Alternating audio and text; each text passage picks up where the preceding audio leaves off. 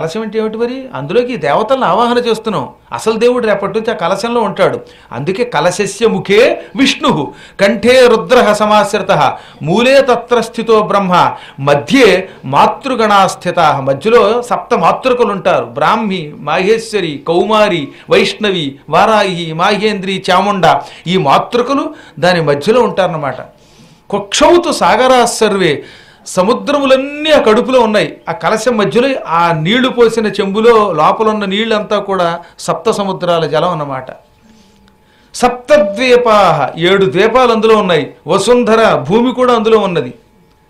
అందువల్ల కలశంలో సకల దేవతలు, మహానుభావులు, ద్వీపాలు, సముద్రాలు అన్నీ ఉంటాయి.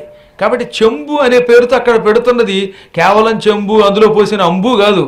అందులో సకల దేవతలు ఉన్నారు. అలా ఆవాహన చేయగానే అందులో వచ్చి కూర్చుంటారు. అందుకే కలశాన్ని తన్నకూడదు, ఇష్టం వచ్చినట్టు పారేయకూడదు, కదపకూడదు. 7 రోజులు 5 రోజులు మనం దీక్ష పెట్టుకున్నప్పుడు దాన్ని జాగ్రత్తగా పూజించాలి. ఇక్కడ పెట్టి కాసేపు నాక తీసి ఇంకో చోట పెడితే ఈ దేవతలంతా వెళ్ళిపోతారు. ఎందుకు వెళ్ళిపోతారండి అని అనుమానం రావచ్చు.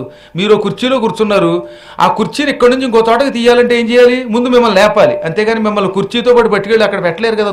చూస్తూను ఏదో నాబోటివాడిని అయితే పట్టుకెడతారు. ఇలాంటి కుర్చీతో మొత్తం మిమ్మల్ని అందరినీ పట్టుకెడితే ఈ ఏర్పాట్లు చేసేవాళ్ళు ఎగిరిపోతారు. కాబట్టి కుర్చీని ఒక చోట నుంచి ఒక చోటకి మార్చాలంటే ఏమంటే కాస్త మీరు ఒకసారి తప్పుకోండి, అప్పుడు ఈ కుర్చీని అక్కడికి వేస్తామని చెప్తారు.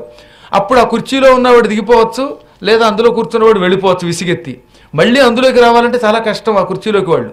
కాబట్టి ఒక చోట ఉన్న ఆసనమును మార్చగానే అందులో ఉన్న మనిషి ఎలాగైతే అక్కడి నుంచి తొలగి వెళ్ళిపోతాడో, భగవంతుడు కలశాన్ని కదిలించగానే అందులోంచి వెళ్ళిపోతాడు. మళ్ళీ మంత్రం చదివి కలశ స్థాపన చేసేదాకా రాడాయన.